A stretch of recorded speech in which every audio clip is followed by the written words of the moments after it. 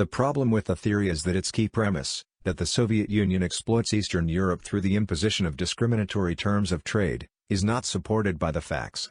A recent study prepared by the authors, soon to be published by the University of California Press at Berkeley, concluded that in recent years the Soviet Union has granted Eastern Europe large trade subsidies, averaging $5.8 billion in 1979, and a staggering $21.7 billion in 1980. Soviet subsidies to Eastern economies, page 1, para 2. Moscow's economic costs to support the economies of other communist countries have become heavy in recent years. They were $1.7 billion in 1971 but grew to $6.6 billion in 1975 and an astounding $23 billion in 1980. Eastern Europe represents the heaviest burden by far and is largely responsible for the phenomenal growth in support costs. This region constituted only 21% of the total burden in 1971, but its share rose to 71% in 1975 and 78% in 1980. Eastern Europe, Cuba and Vietnam represented 92% of Soviet aid to client states.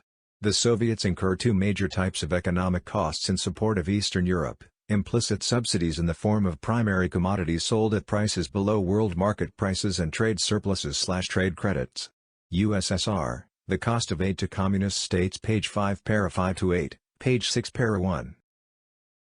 The cost of the Soviets' economic and military aid to other communist countries has grown dramatically since the early 1970s. Aid to Eastern Europe, Cuba, Vietnam, Mongolia, Afghanistan and North Korea rose from $1.7 billion in 1971 to $23 billion in 1980, equivalent to more than 1.5% of Soviet GNP, and we estimate that 1981 costs were at least as high. Trade subsidies, primarily to Eastern Europe, have paced the rapid increase in aid costs since the mid-1970s. Trends in the cost of Soviet aid to communist countries, page 3, para 1.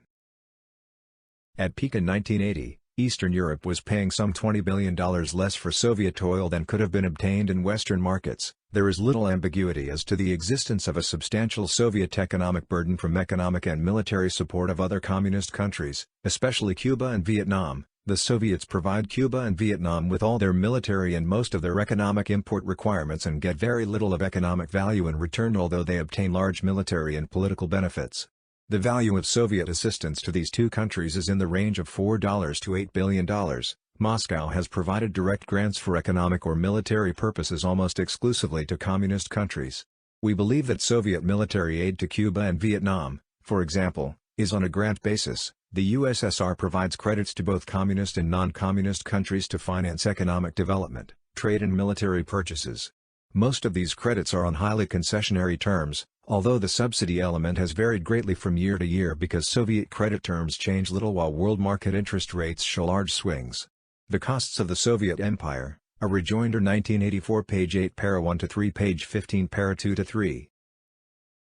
The other large communist recipient of Soviet assistance is Vietnam, which, like Cuba, runs substantial annual deficits on its trade with the USSR and in addition receives large amounts of military assistance.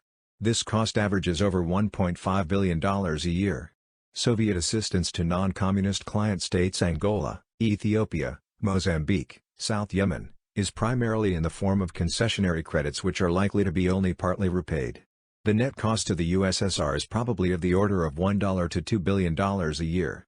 The costs of the Soviet Empire, a rejoinder, 1984, page 17, para 1 to 2. The cost of assistance to third world countries is probably too small to have any significant effect on the Soviet economy. There is probably a net loss on transactions with Ethiopia and South Yemen and a net gain for most other transactions with third world countries. The costs of the Soviet Empire, a rejoinder, 1984, page 19, para 2. Some 20,000 Cuban technicians operate within 32 non-communist LDCs, and Cuba hosts more than 26,000 students from about 75 third world countries. In terms of technicians abroad, this program is larger than most Western government programs. The Cuban program is designed to meet the needs of many third world countries. Cuba concentrates on providing the services of personnel often in short supply in most LDCs, teachers, doctors and construction workers. The Cubans generally require that recipient countries pick up only the local costs of Cuban personnel, plus transportation expenses. Among communist aid donors, only the Chinese program is comparable in terms of generosity. Because Cuba's assistance program relies heavily on the provision of expertise that it has in abundance and incurs almost no hard currency expenditures, it presents only a minimal drain on the Cuban economy and is a cost-effective vehicle for establishing a substantial Cuban presence in Africa, Latin America and the Middle East. We estimate that the cumulative value of Cuban economic aid to the Third World to date amounts to more than $400 million.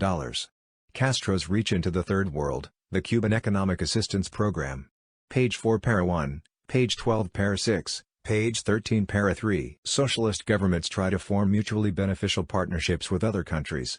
Long-term planning allows these socialist leaders to delay gratification. They can take on the burden of supporting economically weaker communist countries, keeping in mind the longer-term benefits of maintaining a comradely relationship with them. Communist governments do give loans at relatively low interest rates to Third World countries. Their rates are generally much more stable than those provided by capitalist international financial/aid organizations. These low interest rates help to offset the risk of providing these funds. They know that often these weak unstable capitalist economies will not be able to repay their loans. With regards to aid to other communist countries, the Soviet Union clearly gave much more than they took. They could afford to be more generous to more ideologically aligned countries with a more internationalist, rather than imperialist mindset.